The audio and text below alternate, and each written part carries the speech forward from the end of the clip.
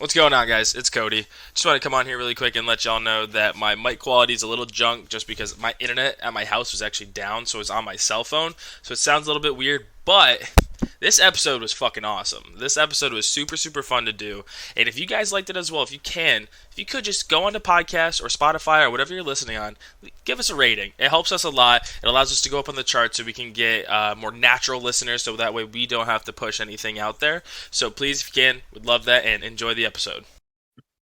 Hey, welcome back to the Blue Collar Off-Road Podcast, episode 49. We got Jonathan and Casey on today, better known as Trail Trash. And I know they've got that green XJ I see all over the place, but there's two of you here. So what else are you building? Because obviously you both have or want to have rigs, right? What's the deal there? That was my initial question when I first Hold on. Whoa. First off, Cody, Luke, and Rich are here too. Don't worry. Yeah, we forgot they're here. About us, you know. Yeah, but you're always here. We can't get away from you guys. We're like a really bad case of herpes.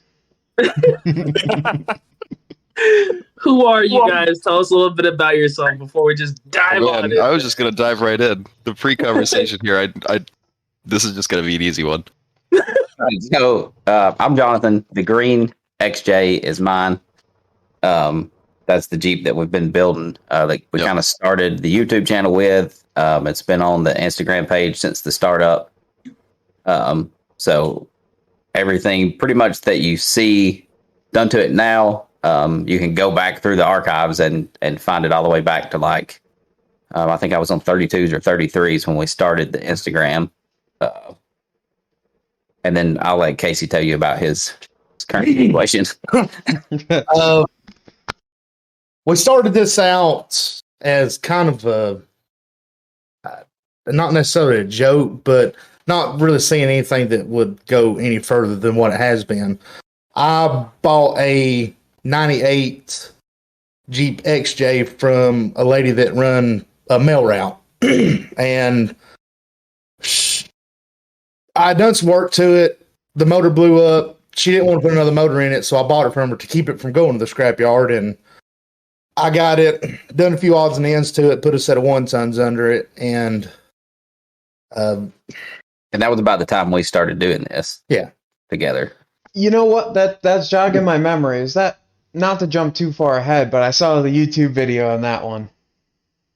Yeah, there's a lot of people that they think that it's the same Jeep, but for the last, besides the last year, 2 years prior to this year, there was two different Jeeps. One was a 96, one was a 97. Yep. It was just a little bit different. And they were both green. And we just kind of leapfrogged each other to he was on 35s, I was on 33s, and I jumped to 37s, and he jumped to 40s, and I went to 40s. So I feel like a lot of times people thought they were the same Jeep. They didn't realize that there were two different Jeeps. They just so happened to be almost identical, just opposite side drive and opposite body styles. Yeah. And actually, it started with four guys. Yeah. If you see real early into our Instagram, there's another Y XJ that was a right-hand drive male Jeep, and then there's another white one. It was a 90, yeah, something like that. Something like that. And me and Jonathan was just... Oh, sorry. Is that the one that's on the, what is it, the Methods and 43 SXs? No, that's a friend of ours. That's, you're talking about Pork Chop? Instagram? Might be. That thing looks sweet, though. It was in the Chocoloco video that we did recently. Yeah. Yeah, he's just somebody that we met. He was an Instagram follower from super early on. And we just have kind of become good friends with that guy. He came down to wheel with us. He also lives in Tennessee.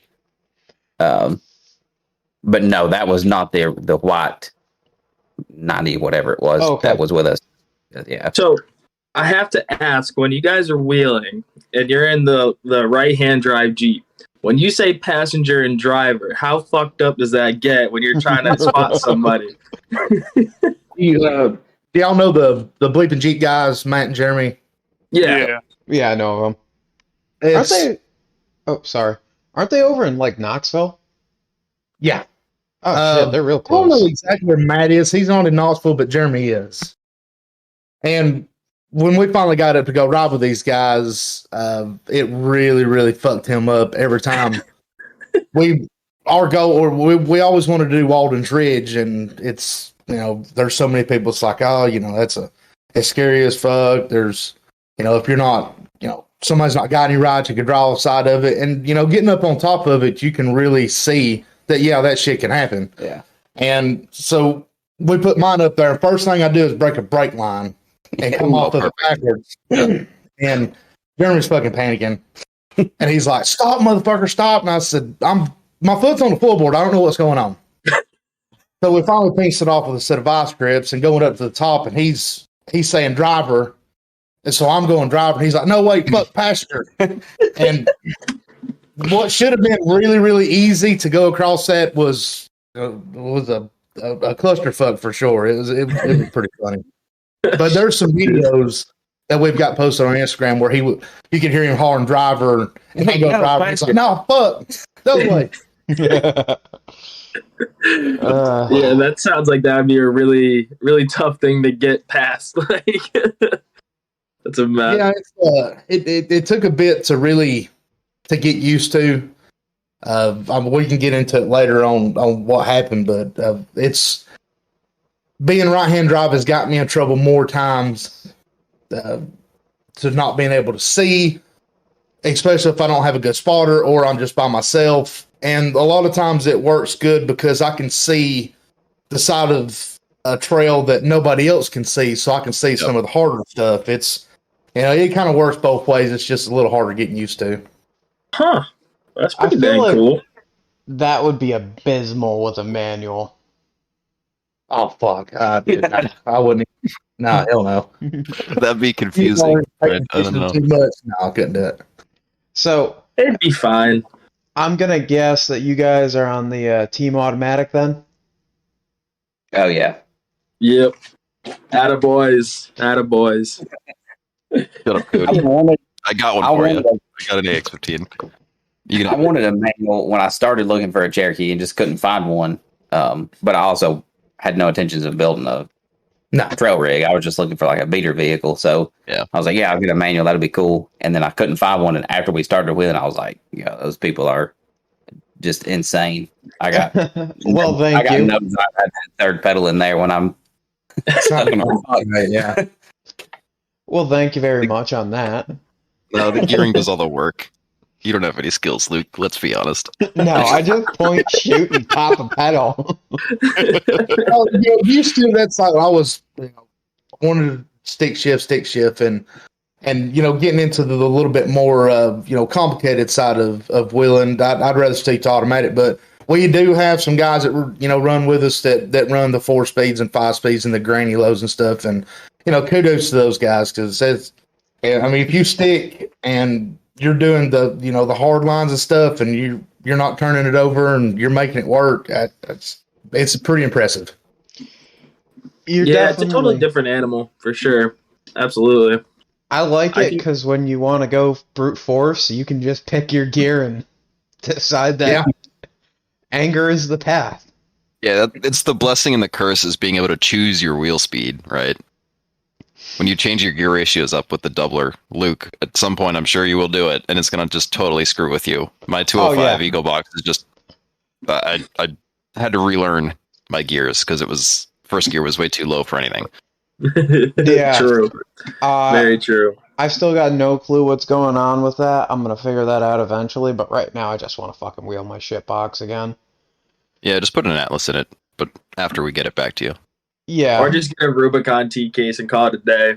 Yeah, I'm honestly leaning more towards that option because last podcast talking with Crazy K's, that Ibex chassis is looking mighty inviting. It's like a warm little hug. Nah, just stop it. That's not happening. SM465 and an Ibex with a truck block 4.8. Oh yeah. All the rev limiter. God. He's never gonna wheel again. He's just gonna build things. He's just gonna be in a perpetual state of build. Literally.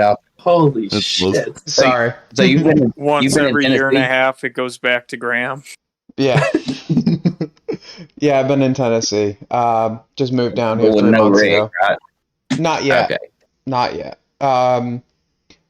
Everyone that's listened to the podcast has already heard it, so I'm going to give you the abridged version, but I got a job offer down here close to what I was making in the north, and it's a hell of a lot cheaper to live down here, and I'm a lot happier down here if you catch my drift. Yeah. Wait, Tennessee's why not. are you happier? I mean, if THC was legal, I figured that was the equal factor. You know, you just look happier, but huh? Just kidding. I'm Because just I live an hour from AOP and an hour and a half from Windrock, I'm going hiking and carrying guns while I'm going hiking on Thursday. It's going to be a why quality do you time. why do you need guns to go hiking, Luke? You Because see something to shoot. no, we No, got that's illegal. So the group of dudes that I shoot with, one of them knows a farmer who's got a huge section of land, and he's like, "Yeah, you guys can go in the back 40 if you will, and set up some targets, and we're gonna be shooting out to 300 yards, and we're hiking from one side of the farm to the other and back, and just having a good old time of it." Oh, that'd You be know. cool. There's a gun range up there, close, super close, probably to where you are, called Dead Zero. I've heard of that. The place where I work, they actually got us a corporate membership up there, and they have like 1,000-yard rifle range, all the That is like awesome. sporting plays you could do and stuff like that. Yeah, you Yeah, definitely got to check that place out. but you can understand now why living in Connecticut ain't exactly my jive. Yeah, yeah. It's Yeah, pretty nice different- down here. It's an alien land. Oh, it is Sure. totally an alien land, and I'm loving it. It's amazing to be able to hop online and have 1,000 rounds of AK fuel just show up at your doorstep next day.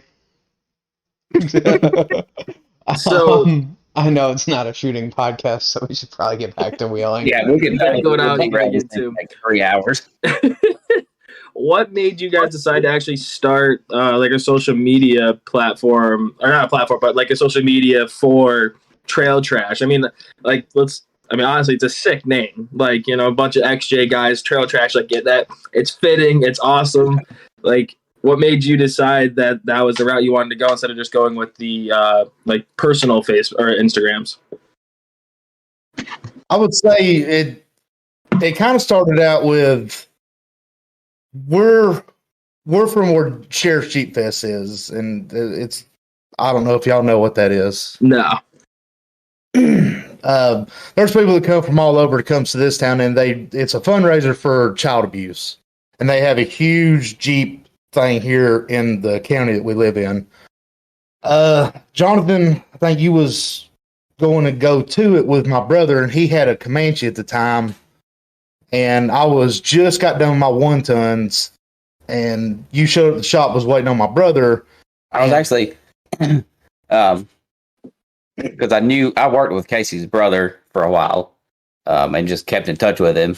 And I got the Jeep, and I was like, I want a 8 1/4, and he was like, my brother's pulling an 8 1/4 out from under his Jeep to put 1 tons under. And I was like, I don't know what that means, but I need that 8 1/4. I remember those days. I actually went, and we've known each other since way before that, but I went to buy that 8 1/4 from Casey, and he was like, "Yeah, so you're going to Jeep Fest?" I was like, "Yeah, I'm going to put this axle in the Jeep with a locker, and we're going to Jeep Fest." And he was like, "Well, if you're not going with anybody, come ride with us." And I was like, "Okay, yeah, cool," because I'm not going with anybody else. So yeah, we did that whole wheeled that weekend, and then I guess it was a couple weekends after that is when we was going to go to Lake Conasauga. yeah. No, we went to Beasley. Oh yeah, that's right. Went to Beasley Knob, which is just a small OHV. Little spot here in the north, the Blairsville area. Yeah, here in Georgia. Oh yeah, we rode that weekend. Then it was the Conasauga trip. I mean, it kind of started snowballing from there. And like I said, there was two other guys that was doing this with us, and the 35s and the 33s, we was constantly wanting to do something to our rigs at the time, and we didn't have a whole lot of money or a whole lot of knowledge about, which route we wanted to go. So we just started throwing stuff at it. It wasn't long after that we done 1 tons under yours. That was some of our first videos on YouTube. Yeah. And then it started kind of going up from there. And the other two guys, one guy had a family of 3 kids, and he couldn't put the money into it that he wanted to, and the other one was about the same way. We've got kids and a wife and everything too, except I don't know. They like spending money on other things besides their Jeep, and me and him just kind of got on the same track of, hey, this is what I want to do. If this is what you want to do, then this is what we're going to do. So you guys have the discipline to stick to just Jeeps, where those guys kind of like were a little bit more sporadic, and that's why y'all went your separate ways and whatnot. It's they kind of dropped out one, and then the other one not too far after. They love to go in the woods, and just kind of like what we do too. They want to go in the woods, bash every tree, cave every door, just shotgun beer after beer, and finally pop out beside a creek at 4:00 in the morning. And it was fun and stuff at the time, and every now and again I still kind of like to do that. But once the trail trash thing come about, we started doing a couple YouTube videos here and there, and the Instagram really started to grow. I guess that was about the time where we was a mutual understanding that if it's doing this now and we just started this, what could it be? So we kind of disciplined ourselves into, we're going to build these 2 Jeeps, and the other ones just kind of flaked out. Yep. Understandable. That makes sense. There is Oh, sorry, go ahead. There is a high mortality rate in building rigs that are very good off-road. That's how I'm going to say that. I noticed it, especially like growing up, and you have your friends that you wheel with and whatnot, and it was kind of this weird dynamic of we were buddies doing like what we were doing before, and then we slowly transitioned into something else, and then like one fell off, then the other fell off, and then I met these idiots actually out on the trail, joined their club, and then kind of became friends with all those guys. And I definitely get what you mean, where like it takes a very specific person to want to be wheeling their Jeep to this extent, and you all kind of have the same mindset too once you get there, so it's really easy to be friends. So I get what you mean. And it was starting to get hard because we were doing all this stuff to our Jeeps, and they were getting bigger, and the tires were getting bigger, and we were both on tons, and then the other guys were on like 33s or factory axles. Yeah, and it's like, it's hard for us to go out and ride together when there's such a difference in capability, right? Yeah, and at that point there was some people that was asking us like, "Hey, y'all want to come riding with us?" And we can't drag. It kind of sounds assholish to say it, but we can't drag 2 other guys with 31s and 33s with guys that's running 40s and 43s, and we're just hogging. We're wasting their time in the woods because we're trying to drag these other couple of guys over rocks and stuff, and it's.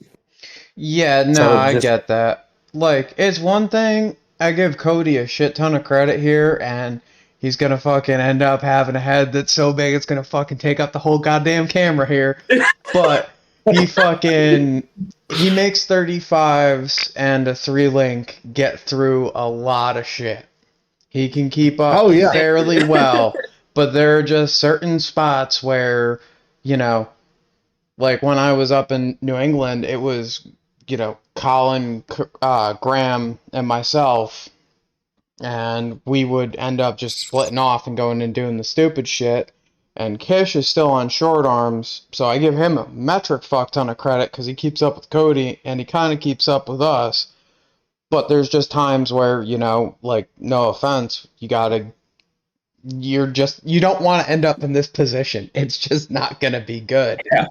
Oh yeah, that's there's been quite a few times where it's like, yeah, I'm sure even if I had long arms, I'd be better off doing some of this shit. So I definitely give Richie credit with the short arms. Like he definitely outperforms what his Jeep should be capable of, tenfolds. I do believe though that the limiting factor of our group. So as he was just explaining, we did have a significant bit of our guys that were like 35s were like the tallest tire, and then we had our group of 37s, 1 tons, and all that. We would keep up with them to a certain degree, and that would be pretty much if there's a good chance you're going to roll over. That's where like our small tire guys who weren't caged would take a step back, because I'd rather not die. As much fun as it is doing dumb shit, I don't feel like dying, you know. So because like I'll run blacks and have a great time. Richie, but then again, I trailer my Jeep, so I don't really give a shit. It can come back with an axle ratchet strap to the roof, and we're dragging it on its side. Like I don't care. But Richie, at the time, didn't have a trailer, would have to drive his Jeep home and then go to work on Monday. So I think that was where we had our separations. Yeah, well, that's a good distinction, too, is the... Conveniently for our group, everybody on 1 tons at this point also has a cage. So, I mean, you could probably have, keep relatively stock axles and have a cage and, do slightly dumber stuff. Obviously, the axles aren't going to hold up to the stupidity that a 1 ton would, but you'll be there, just not for as long, right? Yeah. They'll blow up, and then you'll be out.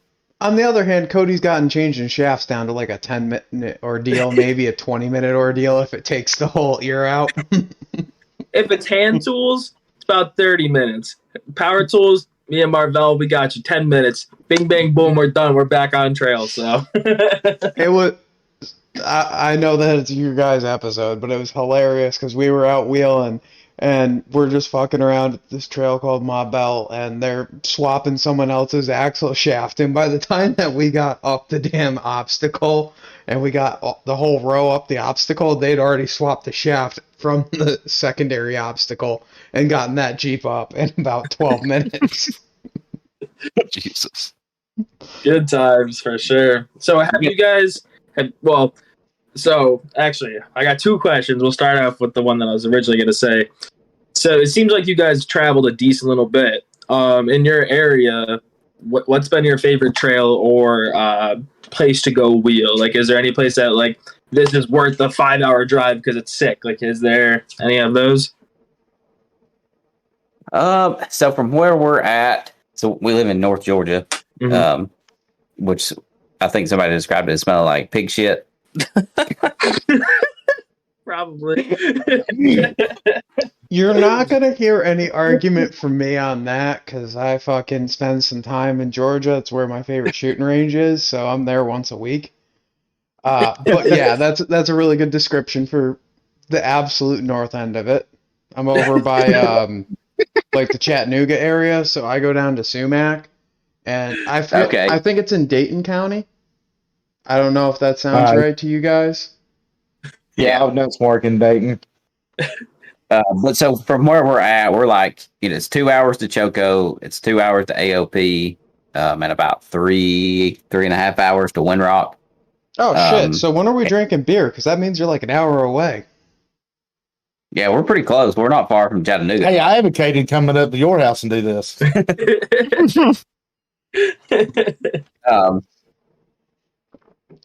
So I don't know, as far as like a favorite place to wheel. I mean, it's hard to compete with Windrock because the place is so big. Yeah. But because it's so big, you do a ton of driving to get to like the good trails. And that's not to say that they're all like super far from the parking lot, but like, you can get to Trail 15 from the main parking lot, which is a super cool trail, in just a couple of minutes. But to get to like Walden's Ridge, I mean, Walden's Ridge was a 30, 45 minute drive. Yeah, most of it was on the pavement. Oh, yeah. Damn. See, we don't really have that kind of like wheeling here. For our kind of wheeling, it's more like a skate park, You unload and you party immediately. I mean, that's kind of how AOP is. Yeah, we got the 5313 out here that's about like that. We've broke more stuff. This place is 45 minutes from us. Yeah. We've broke more shit there than anywhere that we've been because it's close to the house. Yeah. And if we really want to go over and test something out, it's it's put on the floor. Fuck it, to see if you can do that. Oh, you bitch if you don't do it. Shit like that. And then Yeah, I broke the skate shaft Saturday over there. but I guess one of the answers to that I was thinking about the other day is when you asked our favorite places. To me it depends on who goes with you. Okay. If if it's just me and him, we're always going to make a good time out of it. But if we have some other guys that are just kind of rowdy and they like getting stupid, then any kind of place could be a fun place. It could be one spot that we've done 1,000 times, but you put somebody new on it that is fun to be around. Oh, hey. It's not trying to throw myself in there, but like, I really want to go to fucking AOP and Windrock. Oh, AOP is awesome, but probably like one of the coolest things that we've done was getting to do Walden's Ridge with Jeremy. That shit was cool. And we did that last. So they do their the Bleeping Jeep fan ride usually in October, and we're actually getting ready to go up there next weekend. Yeah. Oh shit! Nice. So the last year we went, we got there on Friday early, and Jeremy was just kind of like, let's do like an impromptu. We're going to go ride somewhere while we're waiting on people to show up. And so, a small group of people got together, and he was like, what do you guys think about Walden's Ridge? And we were like, yeah, absolutely. We want to go do Walden's Ridge. So we was like a bunch of fucking kids that just met our superhero. I guess got to just circle back to your first question about why we even started doing this, or the Instagram, the social media stuff. We had a conversation about like, how cool would it be to just like start a YouTube channel, start an Instagram, and if nothing else, just to like get out there and meet people like Matt and Jeremy and Marvin from Flex Rocks and Rollovers and people like that. And Jeremy is definitely one of those people. If you ever get a chance to wheel with that guy anywhere, go do it, because the drunker he gets, the fun he gets. Super, super nice guy. And so we got to do Walden's Ridge with him, which was awesome. I will never forget that. And there was no videos, nobody filmed it or anything. We got some pictures from up there, but it was just, we just went to go have fun. The coolest shit is never filmed. Like, yeah. True. It's always how it goes. I think my And best. so the first, Oh, sorry. go ahead. No, you guys go ahead. It's your podcast. The first time that we met him, we were doing the 1-ton swap on my Jeep, and we started after Jeep Fest. So Jeep Fest is usually like the last weekend in August. Yeah, or the first weekend in September. Or the first weekend in September. And so the plan was I had bought these axles and I had started collecting some parts, and the plan was to do the 1-ton swap between the Jeep Fest and the fan ride for Bleeping Jeep. So we had like, say, the 1st of September to like early October to get it done, which seemed like plenty of time. And it was not plenty of time. So we did all this in Casey's garage. So if you watch any of the YouTube videos, that whole project was done in his 2-car garage at his house with a camper in the way. Yeah, with a camper in one side. And so we started like tagging Bleeping Jeep, and we were tagging Jeremy in these pictures and stuff that we were posting. Like, yeah, we're doing this 1-ton swap. We're getting ready to go to Windrock. First time to Windrock ever. We'd never been up there. And so we were like getting down to the wire. We got my Jeep done and pulled out of his garage for the first time since it went in there on a Wednesday night. The next day I drove it to work that Thursday. So that was on Thursday. That Thursday night, I brought it to my dad's shop, and my brother helped me do an alignment on it. We put the front drive shaft in it, and there was a few other small things that I did. And then the next day was Friday. We left after work Friday night and drove it like 3 hours to Windrock. Oh my God. And the gears weren't even broken in yet, were they? They never get broken in. I'd never even put it in full. It had never even been in four-wheel drive. We brought the gears in it, and we welded the front and rear carriers, and 100% untested. And I love we pull up. You guys are We my get to kind of Windrock. people. So we get to Windrock. We got a hotel the night before, and then we got to Windrock, and we pull up. So I was in my Jeep, Casey was in his Jeep. We both drove up there, and we pull up, and Jeremy's standing in the parking lot with some other people, and we walk over there, and he looks at us, and he was like, "Trail trash?" And we're like, "That's us," and he was like, "You are crazy." Yeah, that fucking track bar on that Jeep ain't gonna work. And I was like, "What are you talking about?" He said, "It's on the wrong fucking side." And I said, "It's a right-hand drive." He's like, "Oh, okay, well." We got our asses handed to us that weekend. That was one of the first times where we really like got out with the 1-tons, and you was on the 37s at the time. Yeah, and I was on 37s, and it was all like brand new tires, wheels. We was doing The just whole setup. dumb shit here and there. Like the county that we're from is mostly mud holes, and Yep. that's what we grew up doing, is just mud bog and shit like that. So I want to say it was a time before that we went to AOP, and that's when we decided, like, this is what we want to do. We want to stay on the rocks. Fuck the mud, fuck everything else. So Windrock was our first really run of doing sort of rock crawling, and we got up there and we made fools of ourselves big time. And we really didn't like the way that we were treated, so to say. So that's when we decided, when we left there, it was like, you know what, fuck this. We're going to spend every dime we got and do everything we can to, and we're pretty much we're going to make people recognize us, of the people that kind of like, shrugged us off or say, "Oh, that's stupid. What are you doing in that piece of shit?" And it was nothing to do with any of the guys from Bleeding. No. Just it like was- some of the other people there were just like, I mean, they were like, "Oh, you're in a shit box out here." Oh, I They know didn't- exactly what you're talking about. Yeah. So They called us the Cherokee guys. And they didn't know we had CPs, and we got on their channel. Nobody said anything, and so we just listened to the shit talking that they had to do, and was, So we thought that the Floyd Rock community was, supposed to be, hey, we got everybody's back, but man, these people were fucking assholes. So I just want to interject, and you know how you're talking about the smaller groups, this, that, the other thing, and like it's sometimes a little bit more fun. One of the best days of wheeling I ever had, in fact, I'll say the fucking best day I ever had.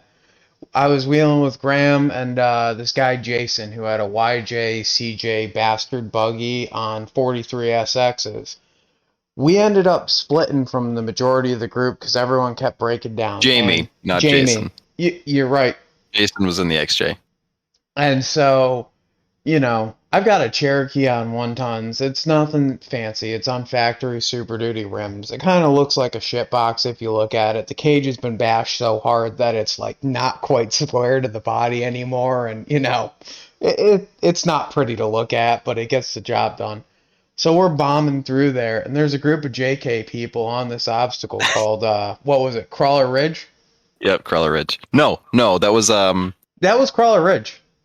Oh, it was. Crawl Daddy's the one I was. Yeah, I don't know. Crawl I was Daddy's the mistaken, one though. that Yeah. you made it up. My Jeep was already broken then. But these guys were sitting there, and they're like, barely trying this obstacle. And I'm getting pissed watching them sit there and like, you're on 40 fucking Mickey stickies. Give her the fucking beans and go. So I hopped in there on my shit box on 40-inch Nittos with a manual transmission and gave it fucking hell. Yeah, you Like, did make it. I didn't It make was a it. show. I put on a fucking show. And then we got done and they're like, "Man, you really like to fucking party, don't you?" And I'm like, "Well, yeah, that's why I'm here and why I have a shit box." And they're like, "We weren't expecting that." So That's how the Great American Crawl went for us with the Rockstar Garage guys. At the time when we was going up, we only had one trailer, and so we set out we set out my driveway, and we argued back and forth on which Jeep we was going to take. Both of us was going, but we was only going to get to take one Jeep, and so we just finally just landed on mine. So we took it, and me and Jonathan was talking the whole time about, they're doing their video and stuff. It would be funny if we started hitting one of these obstacles and Jonathan just dove out of which would be my passenger side, but the driver's side, nobody really realizing that it was a right-hand drive. And then kind of run up in front of the Jeep and kind of start spotting it, and people's like, what in the fuck is going on? And that's a lot of how we landed into a lot of these other guys, getting on, or them asking us, hey, y'all want to do this with us? Because it was, man, these guys are funny as hell. They're crazy as hell. They don't care to, bash the sides of these things in. And It's an XJ. What's the worst thing that happens to it, Exactly. especially after it's caged? yeah, now before cage is a different story. Yeah, before As- cage, it can be pretty ugly. I suppose that would be a good segue into what actually happened. Because I've been stalking the Instagram, and there's a 96. There ain't no 98 anymore. Yeah. The was November 1st will be a year ago that happened. Cheers to that. I'm a year out of wheeling myself because of my shit box. Our wife and kids and stuff, they go with, well, they did go with us a lot. Yeah. And that was before we was really wanting to, just really go hardcore and, move up to 43 stickies and this and other. And we've got a friend of ours here, and he does a little bit of both. He does the buggy and he does the Jeep stuff. And he asked us one day, he said, hey, y'all want to go do Etna up, in Chattanooga? Oh, that's And in Chattanooga? it's, Jesus fuck. That's like 45 minutes from here at the farthest. Yeah, it's just, nowhere. Yeah, you're real close because you pass Etna on the way to ALP. Yeah. Okay. And so I was like, yeah, shit, yeah, because they turned it over to a membership only, and you had to buy a key for the place, and you just couldn't go up there. So he said, hey, y'all want to go? So we was just going to make a day out of it, and not really go to do some hardcore wheeling stuff. It's just there's some real pretty land up there and stuff. Yeah, we've never been. So, I asked the wife, y'all want to go? Let's, go see because that was about the time, the leaves and everything are changing and stuff. And it's, mountains up there real pretty. And she's like, yeah, sure. We had already talked about the next move that we was going to do was cages for the Jeeps. And it wasn't supposed to be that kind of ride, but we started up this one spot, and it's crazy how everything happened. We was coming up this one spot, and my wife's like, well, you really have got this thing dialed in. She said, and she's always been terrified of it, but once we went to 40s and we changed the suspension, different thing, it really got real stable. And so we got it to the top. Everybody kind of moved off from us except his name is Todd. He was behind me. And I went up this little pig trail. And if I was sitting on the left side of the vehicle like normal, I would have seen the ledge that went, about 8 feet? Probably, yeah, 6, 7 feet. Just as soon as the tire went off the ledge, of my wife said something, but at that point it was too late. It went from 4 tires to straight to its roof. My son was in the back. She was in the passenger seat. For some reason or another, she unbuckled. Was probably a good thing. Well, I'd say it was a good thing. It was a good thing. She said that she was just trying to get back to where our son was, but he was in a full harness. He was the most protected person in the vehicle. But her diving between the seats kind of saved her life because it smashed it so hard it pretty much pushed the passenger seat, the seat that she was sitting in, through the floorboard. I mean, this thing went. Yeah, it pushed it to the A pillar, and where the A pillar meets the roof was touching the top of the door, like the door jamb, or the door seal at the bottom of the window. Jesus fuck, man. You're making me fucking feel super good about spending almost $1,000 on tube for my shit box. Yeah. $1,000, $20,000. Well worth it. Yep. I didn't really. I was pinned between the roof and my seat, and I really couldn't see what was going on. And I couldn't turn my head back to where she was, and I was calling her name, and she wasn't answering me. So I really started to get panicked. But I could see my son hanging upside down. And Todd got around to where I was, and he was trying to get me unstuck. And I said, "Don't worry about me for the time being." I said, "Get them out." And well, then I finally saw her come through to get up to my son. Everything's upside down. I'm disoriented, and they're trying to cut him out. And I remember the only time that I kind of got tickled about it all is he was trying to cut the seatbelt because they couldn't get it undone. So she grabbed the razor from him. He was afraid that he was going to cut him. She cut the seatbelt, and he just went straight to his head. And, but Jesus. I don't know why I got a tickle out of it. But once I got out of it, he flipped it over, and really seeing the magnitude of what the damage was when it really started setting in on me. Like, within that 7 seconds, everything happened. My life could have changed drastically. I don't know I don't know what would be the outcome of where I would be today if her or him would have got, seriously injured in this. Yeah, And that's that's fucking it's my awful. fault. And it was really just like the place isn't maintained at all, or it didn't seem to be. And so there was 2 trails that went up this bank, and the trail on the left was just beat to death. So you ended up with these huge walls. Yeah, it was just washouts where the rain had just washed it out, and then the trail on the right, which is where he came up, used to intersect that trail. So it was literally like a trail to about a 7-foot just straight down wall. And I didn't see if I was looking really hard. I come up, the sun was in my eyes. If I would have made the hard right to continue to follow the trail, because I guess people had been beating it out the other way, but it was just, I went about 2 to 3 feet further than what I should have. And it was, when the bank let out, that was it.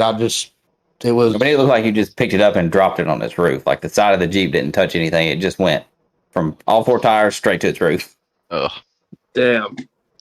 Just like And you there dropped was a no- tuna can. Yeah.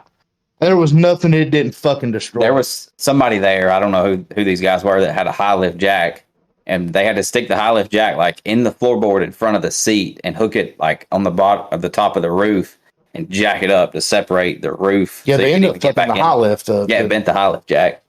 Holy Wow. shit. They got it to where we got it back over. They got the roof jacked out of it, started it up. It wasn't hydrolocked. It ran.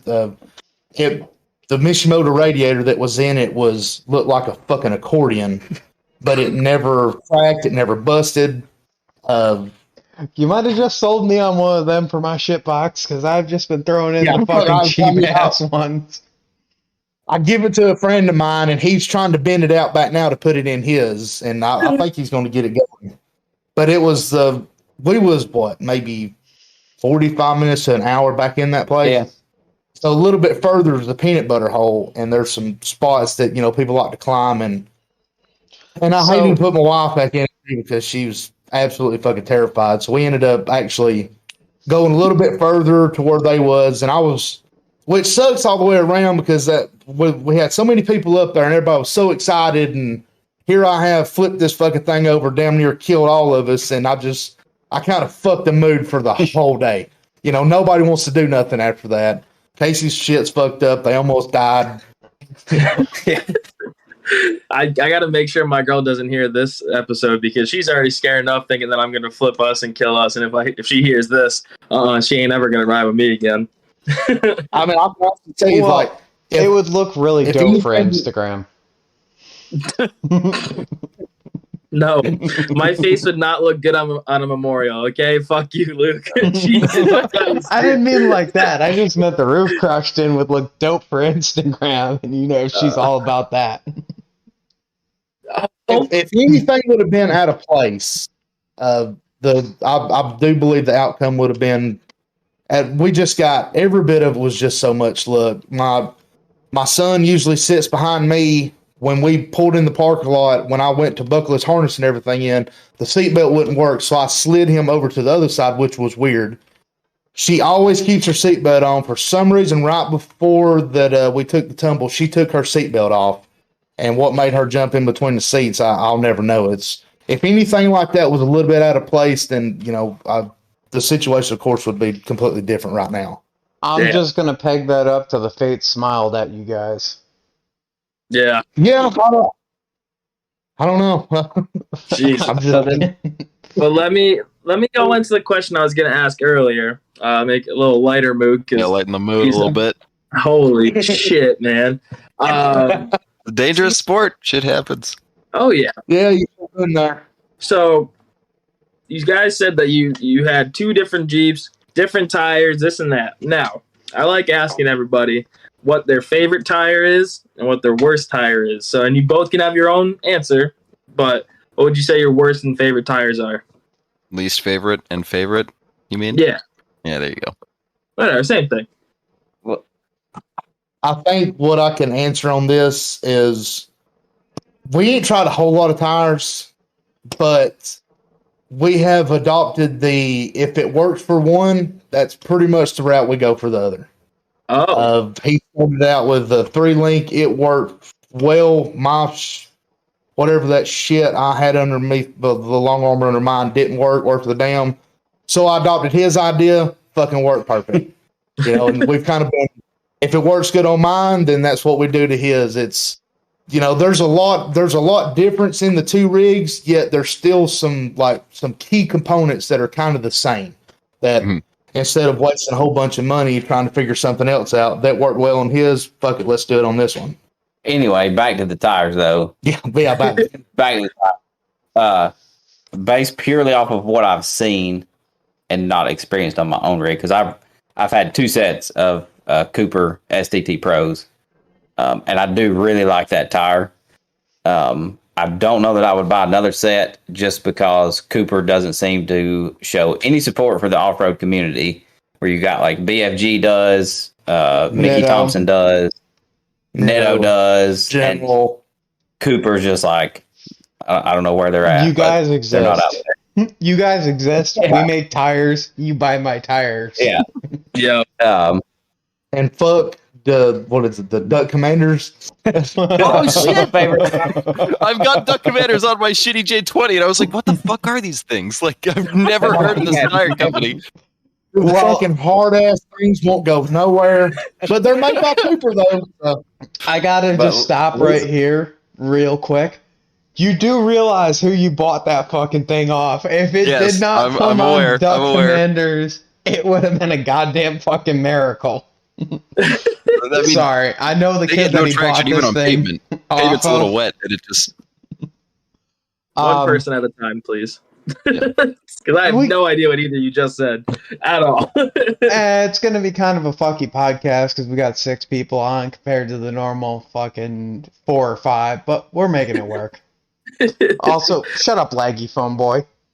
Your phone's fucking... Yeah, you're like a quarter of a second to a half second behind, so... Yeah, that is true. Well, if Comcast would get my fucking internet fixed, that'd be good, but it sucks. Also, seriously, thank you guys for coming on. This has already been fucking a hoot, so... yeah, appreciate this. Y'all having us. We're having a good time. So... Don't you... No. Back to my question, because I didn't get an answer yet, so fuck you, Luke. My answer is probably my favorite tire, just from what I've seen, has got to be the 43 SX stickies. I mean, that's just an impressive tire for East Coast. Mine would have to be the Trip stickies. No, you're retarded. No, I'm with him. I'm with him. Trap stickies, man. Those are I don't know what it is. I don't know. Treps look good on some buggies and shit, but Treps do not look good on Cherokees. I don't have a Cherokee. Disagree. I don't know. Curtis, man. Curtis is going to be Curtis. Well, his rig also ain't really a Cherokee anymore. It's damn closer to a buggy at this point because he's got ORI as a 4-link and it's punched out to 115 inches. Like Matt's Scorpion Crawler, I think they look cool on that. But if you take like a full body Cherokee and you put Treps on it, they just look ridiculous. Yeah, it's too much. I get it. Not as bad as the Patagonias. That's got to be my least favorite tire. And if any of you guys have those, I'm sorry you wasted your money. Nope. You want to hear my story about that? That's it. I got a story about that. So when I first did my 1-tons, I was like, man, I need a set of 40s. oh shit, I can get these for 280 a tire. They've got fucking awesome reviews everywhere I'm looking. No one They're fucking wheels fake. to the East Coast. And so the running joke became after like 6 runs, these things gotta break in at some point, right? And like, I could hop on an obstacle and I would smoke the fucking piss out of them.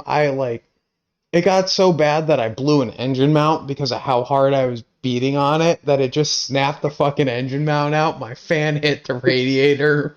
It was fucking hilarious. And then I back out of this obstacle with a wounded as shit Jeep, and Graham comes in on his Trep radials and just one shots it. Like he's not even fucking trying after I have smoked the fucking place out.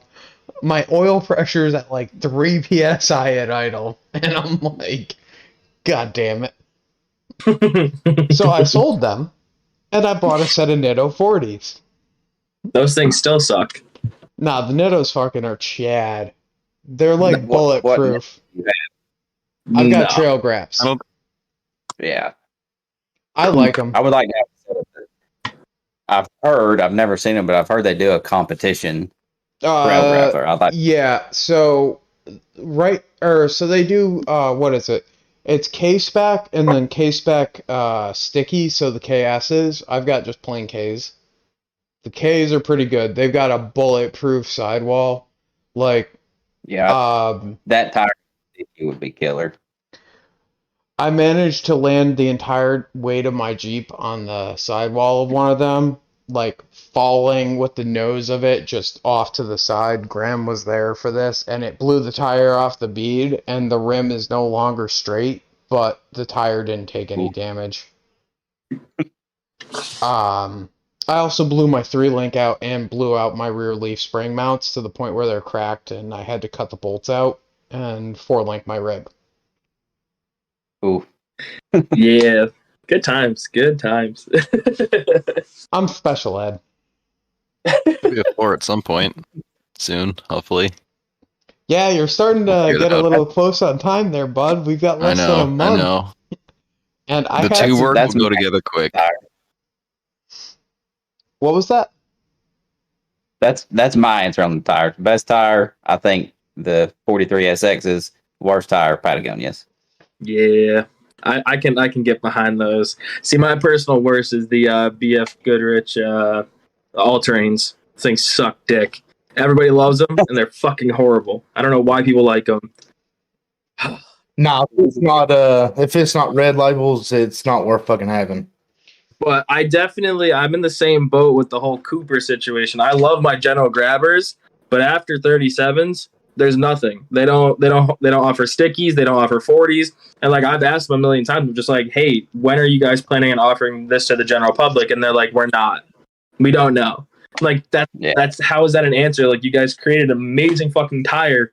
Do something with it. Stop sitting on your fucking asses. Like do something cool. Come on. Like, no bullshit. If General were to offer a 40 sticky and the X3 pattern, I would give it a shot. I'm not going to say that it's going to be the greatest thing ever because I've got a mixed opinion. Like, they're a great tire, but man, those sidewalls are paper. Yes, absolutely. But I'd it's give it a also, shot. It's also a 35 load C, so that's a small sidewall to begin with. Like that's, I mean, I could have went with like the Goodyear. I forget what they were called, but they were like a 12 ply sidewall, but they're a load E. Like I can't put that on my Jeep and expect it to actually do anything beneficial. Like, what is that going to do for me? Chad It's not- Nitto gang. Yeah, or I could go back to my bias ply IROCs. Yeah, those were great because you could stab them with a knife and then they would just laugh at you as it bounced off. But I'd ride around at 3 psi and it literally wouldn't do shit. So not too sure. I don't know. But I've heard really, really good things about the SCT Pros. So I'll definitely do they offer them in the 40 or no? Yeah, that's Yeah. what I have. A 40, 13, 50, Running. 17. Is that the tallest tire that they offer for them? Think so. I think that's Yeah, I want to say that they got a 41 in that. Okay. I landed. No, they might not. I landed on the 40-inch mainly because I seen how yours did, and the Coopers was kind of like right in the middle with 40s. They weren't the most expensive, yet they wasn't the cheapest. So that's I just went ahead and pulled the trigger on because I needed a set of tires anyways. That's when we moved my XJ over to coilovers up front, and I was taking a Sawzall to it and just going to cut every fucking thing out of it anyways. He went from those Duck Commander 35 that were wore out to STT Pros and 40. Holy shit. That's a bigger go home. So I just realized earlier I completely steamrolled over what Graham was asking you guys. What are each of the rigs? Like, can you go through a little rundown for us? Like, what actually is done to them, meaning like what your 1 tons, what's the suspension stuff? Give us all that info. You want to go first? You want me to go first? All right, so mine's the 96. That's the Jeep that we wheel currently because it's working. So it's got the 99 to 04 Super Duty axles under it. Still leaf springs in the rear with shackle relocation brackets. And we've stretched the rear axle back a total of about 6 inches. Oh shit! So I've got Barnes perches, so you can do like a +1 with the perch. Yeah. Those are sick. I love those. Yeah, so I got like +1 there, and when I went from 37s to 40s, I wanted to move it back even more. And so we came up with this idea. I already had the shackle relocation brackets, and those have like multiple mounting holes. So we built boxes for the front that literally just move the front hole back 5 inches. Huh. So the boxes were made to go in place where the leaf spring would go, bolt in, and then we welded them in, and then it just moved the hole back. So it's like a similar to what Iron Man Off-Road offers, right? Yeah, they've got that relocation. Yeah. We had no idea. I had no idea at the time. We I would don't think something like that. And yours is probably a cheaper, quicker way of doing it, anyways, versus waiting for that shit. It's just basically 2 boxes welded to each other. One of them small enough to fit inside where the leaf spring would go, and the other one's big enough for the leaf spring to fit inside of it. The measurements wasn't even like as far as the holes. The measurements are right, but it's like the boxes aren't symmetrical. We picked the scrap up out of the corner of the garage. I may steal that idea. I've been looking to stretch because I need to. It works great because we had done the leaf spring flip on Casey's Jeep before that, and the axle wrap was really bad. Yeah. Which we knew that was a possibility, but we did it anyway. And blowed the drive shaft out twice? And broke straps. Yeah, killed 7 straps. Yep. Off the rear. So that's pretty much the rear setup. What about like I said, you've got it stretched, so fuel cell, factory tank raised? How's that work? It's still the factory tank. It's a metal tank because it's a 96. And that's right. It's just self-clearanced. So the diff coat did all the work. I wish I had a metal tank. I just self-clearance it too. Fuck. I don't know what I'm going to do. Moto-Built makes a really nice fuel cell. I don't like yours. I don't like it at all. I won't do a Moto-Built. Ask Mark. His Moto-Built's not all that phenomenal, so there's leaks everywhere. It sloshes. It sloshes, but like we covered some of the problems already, and I took care of them on mine because I learned from him. Well, I have a fuel cell. I have a Moto-Built fuel cell that's going in it. And the front's just so right after I got the Jeep, I put like a 4.5-inch rough country lift on it, and it still has those same rough country springs on it. Hey, they are just they are done. Like they're worn in. They're soft. It's a good ride. Well, the leaf packs like starting to separate. You can see daylight between the leaf springs. So don't worry about that. Yeah. Once you get hooked into wheeling with us enough, you're going to end up making a pilgrimage to Roush Creek where you're going to just blow them apart because that's what we do Colin, there. Me and Colin had the same leaves, and I don't know why he grabbed every rock. I didn't grab any rocks with my leaves. Listen, you're ruining my joke. He knows. No, it makes it funnier because he's just a bad driver. He's a bad driver in a bad rig that does amazing things. Speaking of things that didn't get on video, sadly, the end of the 50 and his Jeep would have been great video content. Hey, we'll talk about that in the after Yeah, show. let's keep going with the rigs here. Okay. So I noticed something kind of weird about your rig, John. John, right? Jonathan, yeah. All right, Jonathan. Say it How with come some you respect. got? I know. I'm sorry, Northerner in the South. Lots of problems there. So your intake tube, it doesn't look like it's in the standard like side or what would it be? Driver's side mount. It looks like it comes out of the center. What's going on there? It does come out of the center, and that's because it's feeding an LS. So are we talking more. like LM or are we talking actual LS here? Like, are we banging the step kit or are we like legit racing? It's kind of a bastard. It started as an LM7 block, so it was a 5.3 out of like an early Tahoe. Right. You caught my attention. He gets better. So I got this thing, typical junkyard LS, somewhere between 150 and 500,000 miles.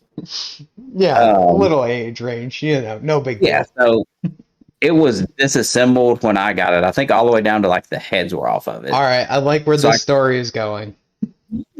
I got a block, I got heads. Actually, I got 2 sets of heads, and then just a box of parts. Yeah, we scraped it off the side of this guy's garage that was just sitting outside. Yeah, it was going to go in a truck, and then he decided to go a different route, so he had it just sitting around. So I get it, and I was like, I'm just going to go through this whole thing. All new bearings, put a cam in it. So I did all that. It got main bearings, rod bearings, cam bearings.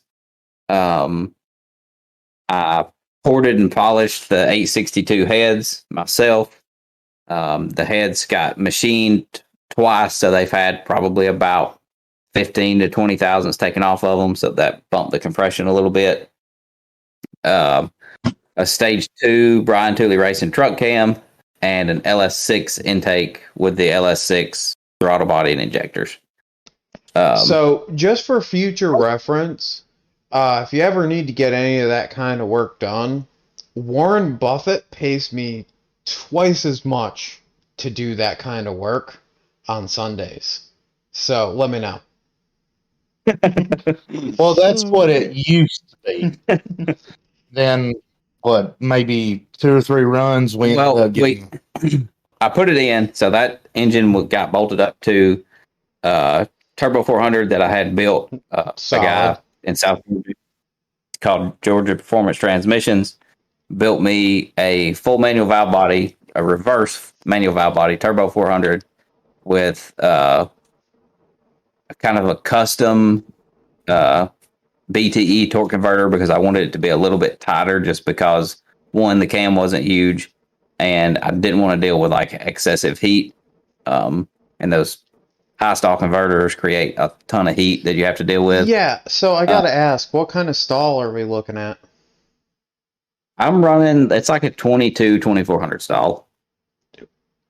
Now, I'm not trying to sound like I know nothing, but that even seems a little excessive. Like, I know a lot of guys that in the East were running like 1800 to like 1200 stalls.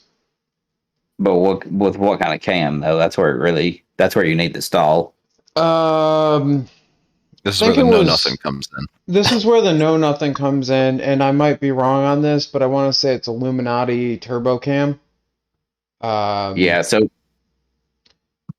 when you start really digging to the cam specs, like the lift and the separation and the duration and all that stuff, the more aggressive you get, the further up the RPM range your torque curve moves.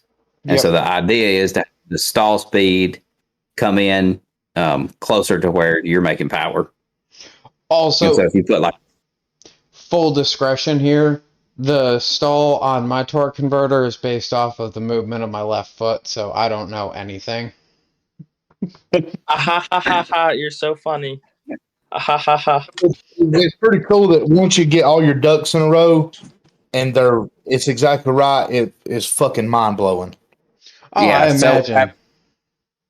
there's a speed shop that's local to us that does just LS performance stuff, and I've known this guy for a long time, and he's where I got the cam and the cam install stuff, the oil pump, the lifters, the push rods, all that stuff came from him, valve springs. And he said, I told him what I was doing. He was like, put this size stall converter in it. That's what you want. I was like, okay, cool. Cool. Talked to the trans guy. He was like, yeah, that sounds about right.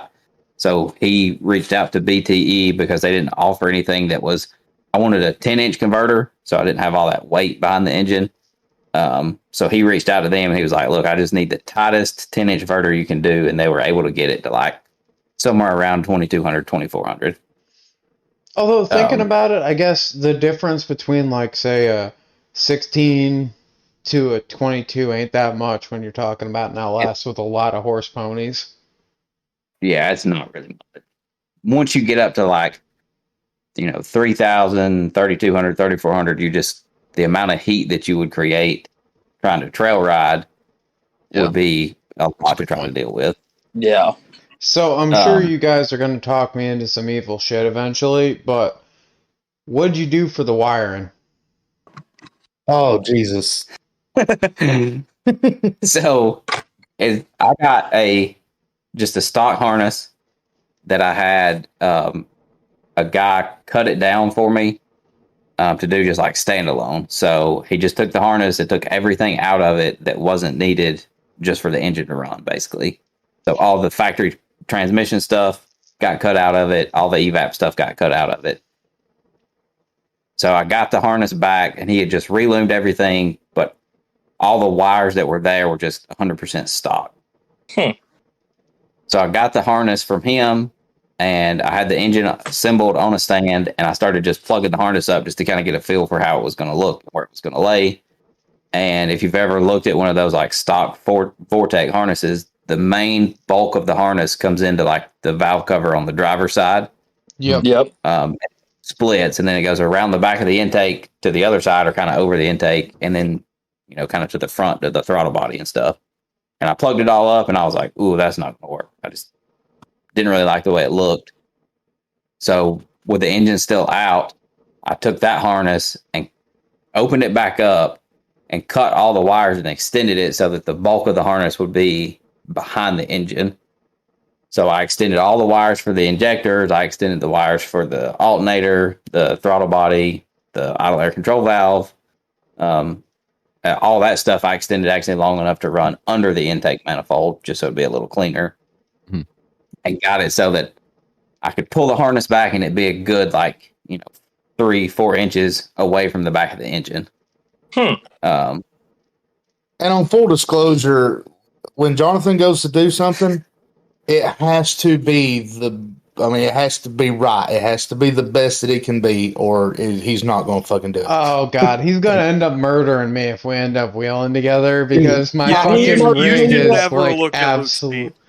My rig is the definition of function over form. It absolutely, if it works, that is how it's going to be, and it doesn't matter what happens.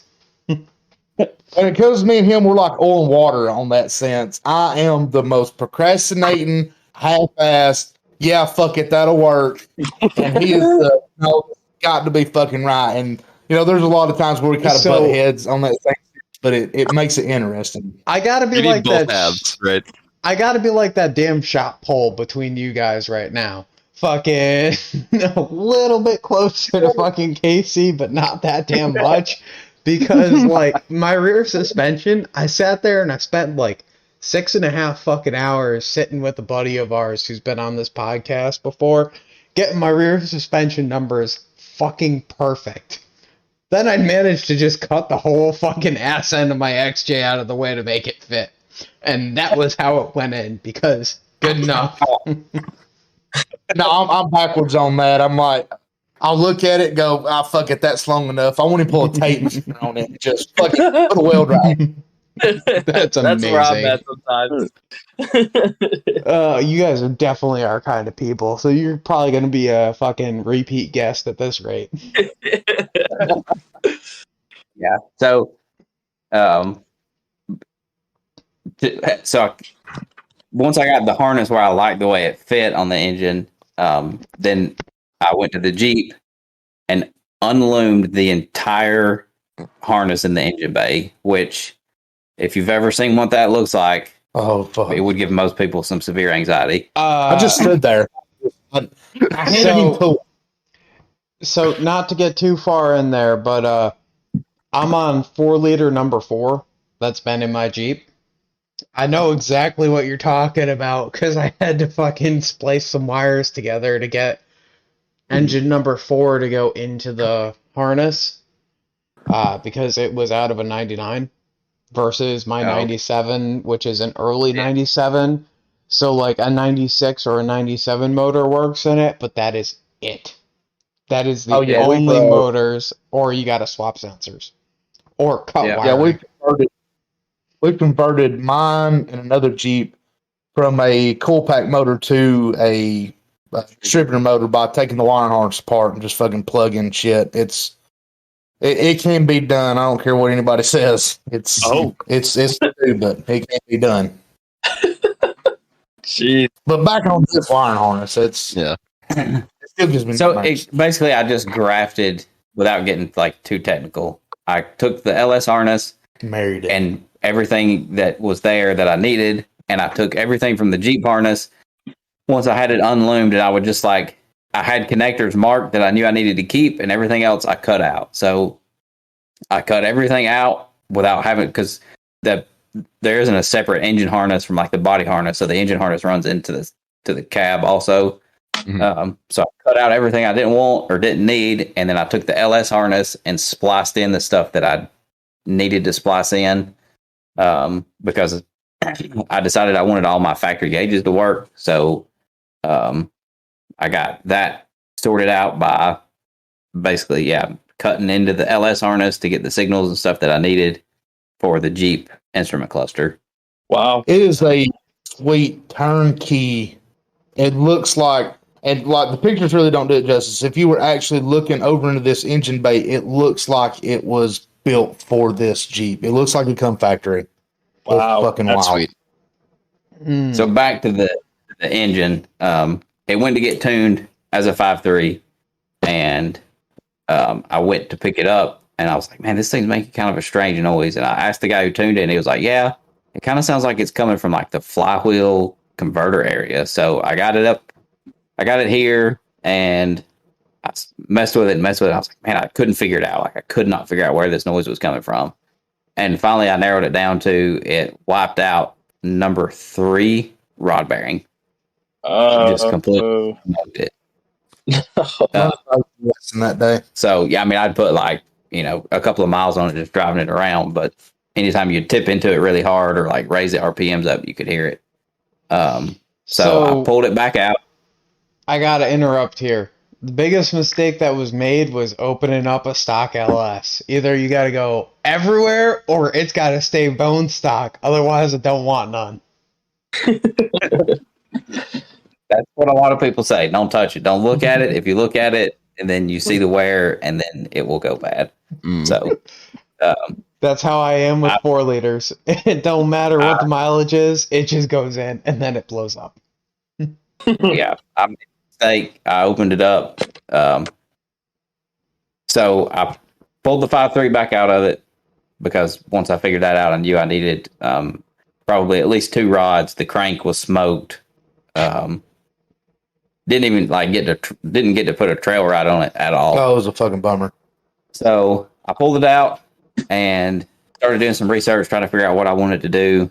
And what I landed on was I bought a LS1 rotating assembly with pistons, rods, and a crank.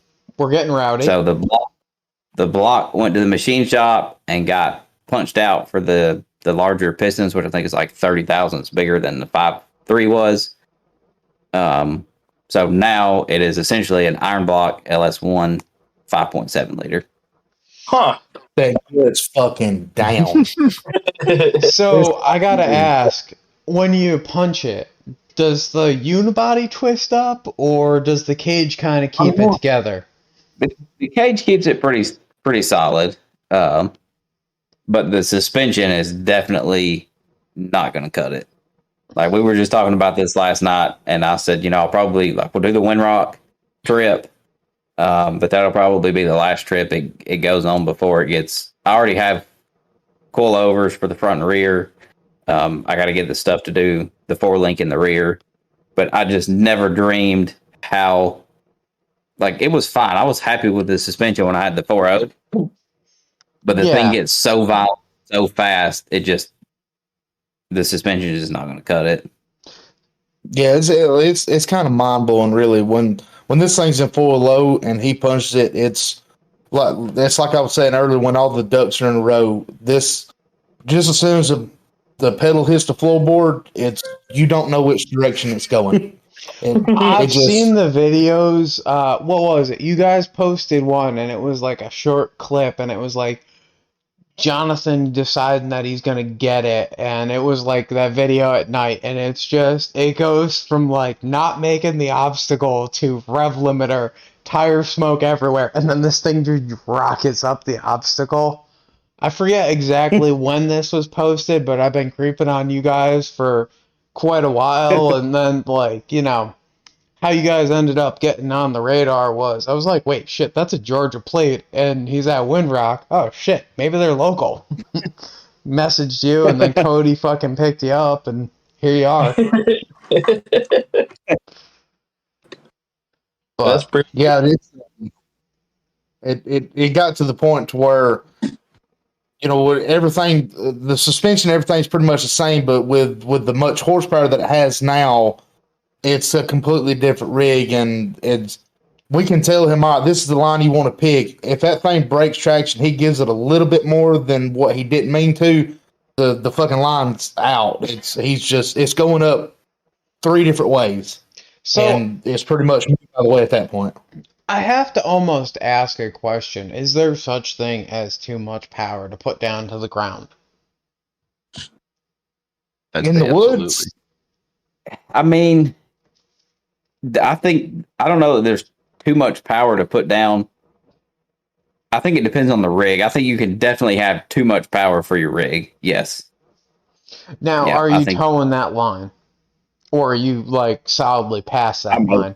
I'm past that.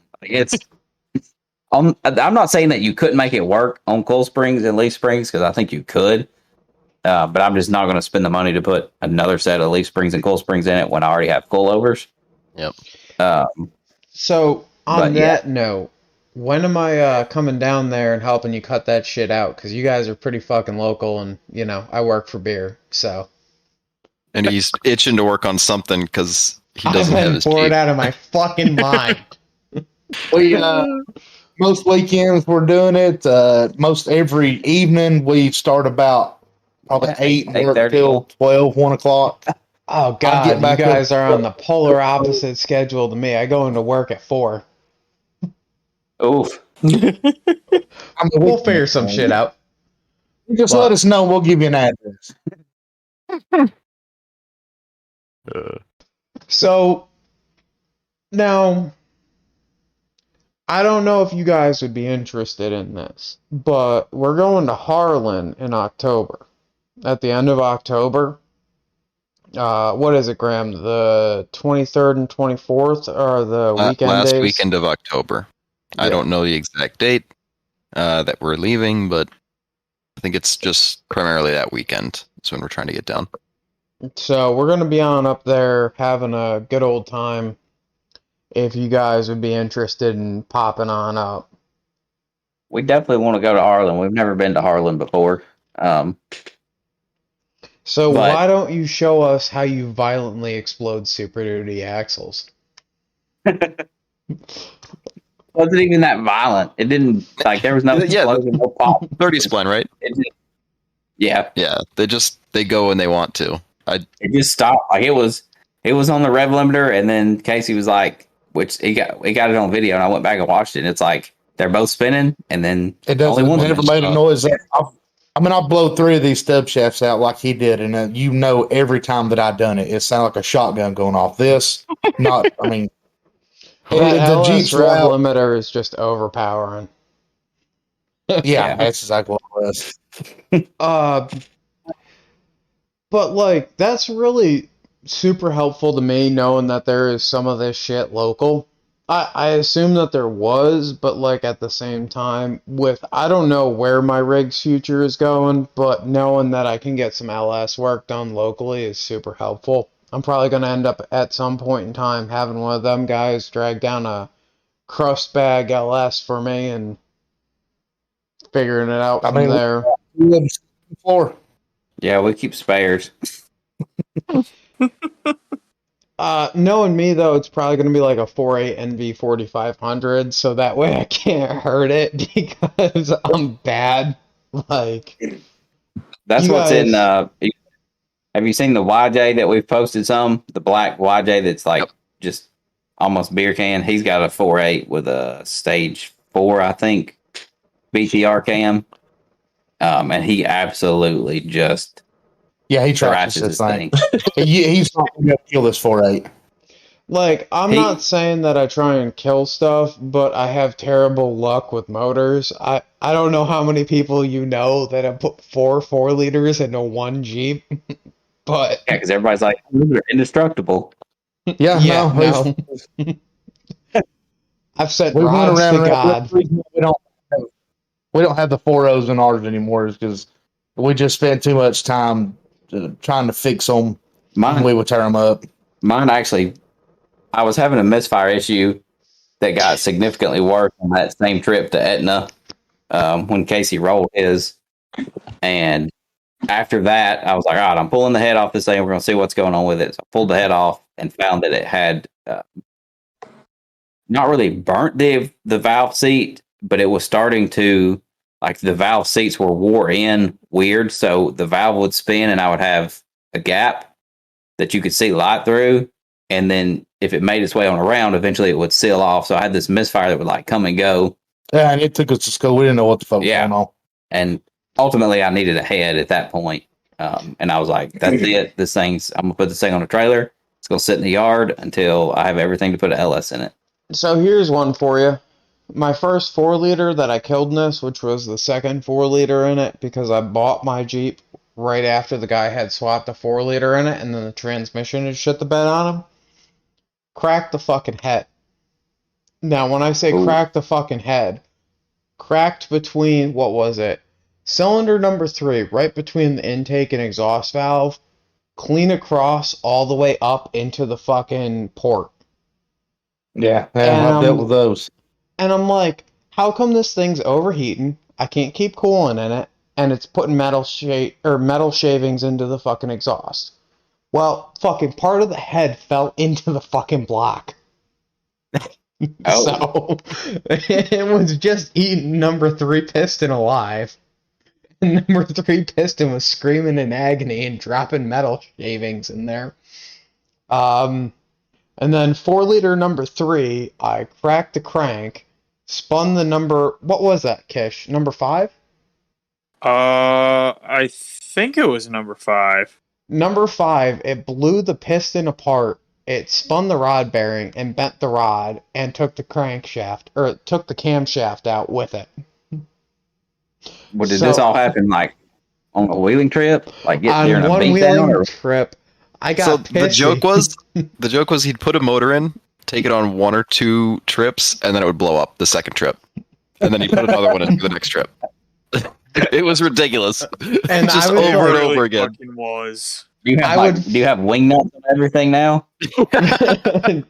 I Just shit, about. I shit you not. Fastener.